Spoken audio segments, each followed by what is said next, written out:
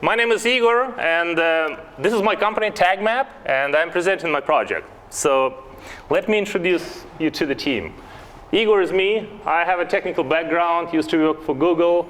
Nikolai is my old friend. We used to study together. And Don Campbell is my advisor, right here. And let me get you to the actual. TagMap is a mobile application. And here's the problem that I'm trying to solve.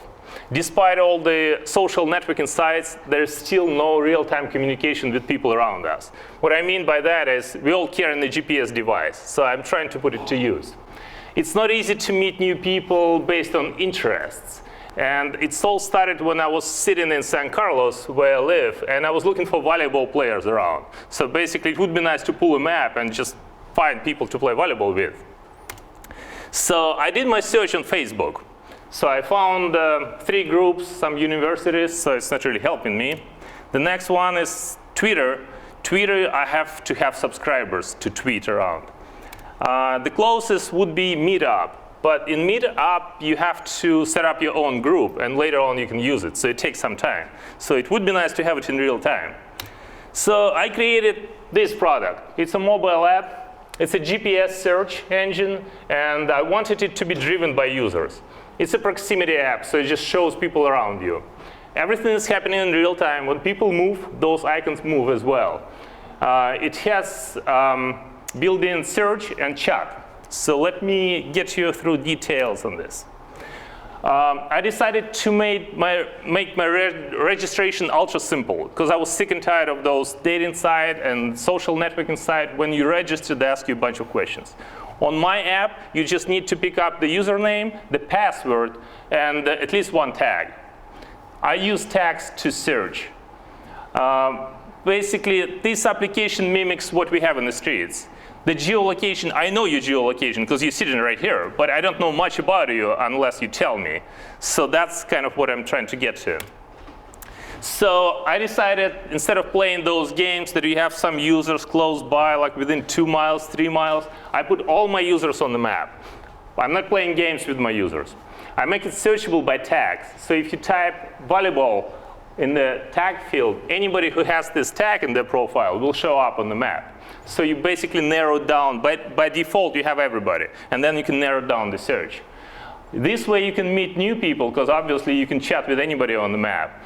And I made my interface very intuitive. So this is just a simple map. You can zoom in, zoom out. You can move it anywhere you want in the world. And privacy is the biggest issue on this app, because now people freak out. They can see me where I am. So I was trying to make it very simple. There's a big green button right here.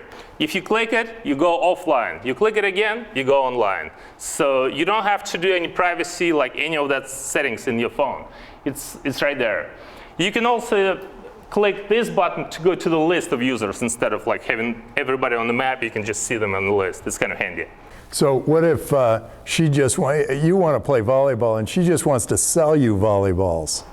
Yeah, she would show up, correct. She'd show up, all and the then she's there in your face, and she's coming and make it. It is possible, and yeah. you don't really want to have that. What do you do? You can about narrow it down, but yeah, tags are completely free. People can create their own tags. So if you say, would you put a little message that say, I want to play volleyball and I'm going to be playing right here? Yeah, it's coming in the. And then anybody who wants to comes to that location? Correct, yeah, you can do that. It's coming up. But so far, yeah, if you have any tag of volleyball in your profile, yeah, I will be able to see you. If you're selling stuff, you still show up, correct, yeah. So those are my gems. That's what I'm doing differently, that no one done before. It's a delicate approach to a delicate problem. Those dating sites, they're too straightforward. You want to meet new people, like if I have volleyball on my profile and she has volleyball, like here's a match and they're trying to like hook us together. So I'm trying to avoid this. I'm trying to make it like as if you met somebody in the street, and then you start communicating, and then you pull more information, and that's how you get to know each other. I told you about the visibility button. It's very handy. And in your profile, you can change your visibility. Now, think about this for a second. You have favorites. So basically, you can click on people and make them your favorites. They don't know anything about this. This is like just bookmarks. And then you make yourself visible only to favorites. That changes the whole picture. Now, only people whom you like can see you on the map. That's kind of cool. And one more thing. Currently, I have a number of friends right there. It's going to be changing to reputation index. Ask me later about the reputation index, because it's a whole new world that can like bring you into another level of this app. So, TagMap is international. This is the actual screenshot. I was trying to run the app, and I was running a pilot. And when I was advertising everywhere in the world, the cheapest area was the Middle East. It's the cheapest user acquisition. So I wanted the app to be user-driven. So I said, OK, that's fine. Let's use the Middle East. The application has little dependency on English language, so anybody can use it. Those are just buttons, so they can figure out. So all those people speak different languages. Most of them Arabic users, but yeah, it's like all over the world. And they started to use it. And so far, I have 4.5 rating in Google. I have 1,600 recommendation, and this application is ready. You can download it from Apple Store or Google Play. So it's fully functional. And so it's on Android and iOS and Apple. And how many people are using it now? Don will get you through this. Next slide, if you don't mind. Good timing. So, yeah, so break it down from downloads, 65,000 downloads, which has created 40,000 accounts out of that. Out of the 40,000 accounts, 16,000 in the last 30 days, and you can see the rest of the breakdown. The key is with what we look at is engaged users, and we've seen a pattern of returning users, sort of that what we call active users up there, people who are interested, but they may not find anyone that they're looking to chat with on that day or at that time. And so we've seen that number, the returning user is about 85% of the sign-ins of the users in any given day. However, a significant portion, especially when you don't have critical mass in their area, will sign in, look at things, look to see who's around, and then not send messages or not send multiple messages. So the multiple messages with less than a day between sessions. Well, you'd expect that, but how do you get rid of that? How do you make it so people feel like there's something We'll show day you that. one? But that's what we've done that with 1,200 people. So 1,200 people now have gotten past the barrier. They see people, they get involved, they're in chats with them. And what that looked like is this. So this was Middle East. October. In October. And what was going on here is we had not hit really saturation in that area. So we had 300 engaged users, a very small number. Spending, frankly, for us, a lot of money on per day on advertisements, and the marker in messages really wasn't moving. But as the number of total active users continued to grow, we started to see a slow slope until we got around that 5,000 messages a day mark. And earlier this month, we saw the number of messages in that zone take off. So once you do achieve that critical mass, so we're about 4 times the number of engaged users this month. I checked it out today. We have 22,000 so far messages, so it's right there. Wait, you're saying, I mean, this red line looks pretty flat. The red line was October, and I left it here as a reference. Oh, I see. So leaving the October line in place, okay. This shows today's line. So it started picking up. And people are starting to send more messages. Yeah, and what happened January 19th? I was running a test, so I stopped advertisement for 2 days. I wanted to see what happened. I wanted to see organic growth. I got about 100 people per day organically. Without any advertisements in that time frame. But so with a smaller amount of dollars, we're seeing the growth continue at this point. So we're at critical mass. We've crossed either into critical mass or right at the critical mass point where it starts to grow on its own. So flipping from sort of the growth and the usage and looking at just the business as itself, the apps business is really big. I think we all know that. And we wanted to really break that down further and look at comparable businesses that were out there. So you could look at social networks. I think a lot of people lately have been focused on Line as a business model that's out there. It's a free service where they're selling, on top of that, they're selling stickers and sort of in-app purchases that let people stand out within that market space. And that's begun to dominate their revenue. And one of the things we've seen early on that's being used quite a bit is dating. Of the advertisements, there were a mix of 3 different advertisements that were used. And the dating sort of social advertisement gets the most clicks, gets the most throughput. So if it does morph into more of a dating type of platform, then there are some comparisons for dating platforms there as well. All right.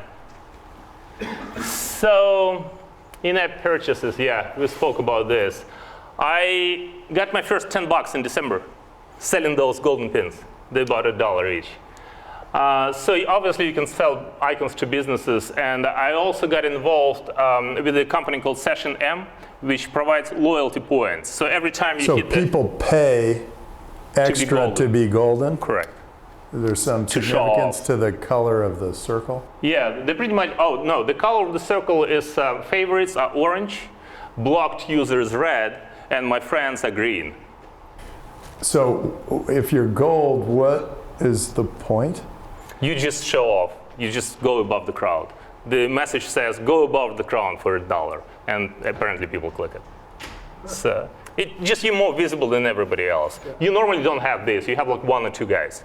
This could also be that person who's trying to sell volleyballs versus play volleyball. They may want to, have a special pin for that, so that yes, they can be in the chat, but they probably don't want to chat with the people who don't want to buy volleyballs. So if they can make themselves stand out as selling volleyballs. Yeah, it's always just stand out. That's what it is. You make money from that. Is there any other source of money? Yes, I'm going to be selling once. It has to be bigger. It's a proximity app. It has to be big. I'm going to be selling icons to businesses. Like if you want to place your business on the map, I will create a nice pin, and you will be very visible, like more than any user. And also loyalty points. When people get their loyalty points, I'm getting money because they look at advertisement. Advertisers pay Session M. Session M pays me. What loyalty points? Every time you hit the app, there is a little banner. You earned 10 points. Thank you for coming to the app. So you click yes, and you keep collecting those points. When you get 12,000 points. So these are your users. Okay, they get 12,000 points, and what do they get? They get $5 Amazon card or Starbucks card. So they can actually get some goods from the app. And they like it, apparently. People use it a lot. So far, it's only working in the US. I asked those guys, they don't have it for Middle East yet. But it's working in the US, and it's working well. People stay on the app just to get those points, loyalty points. So, this is my forecast. 2014, I estimate expenses to be about 500K, and I will add some features. The newest feature that's coming out, probably in the end of this week or next week, would be photo pictures exchange. And when you create avatar, you can have up to 5 pictures. So when you have somebody on the screen, you'll be able to click on his picture and see like his 5 pictures and exchange pictures as well. That will increase the traffic because apparently people want that stuff to be there. And I'm looking for seed investments anywhere between half and 1.5 mil. And this is it. Download and enjoy it. All right, good job.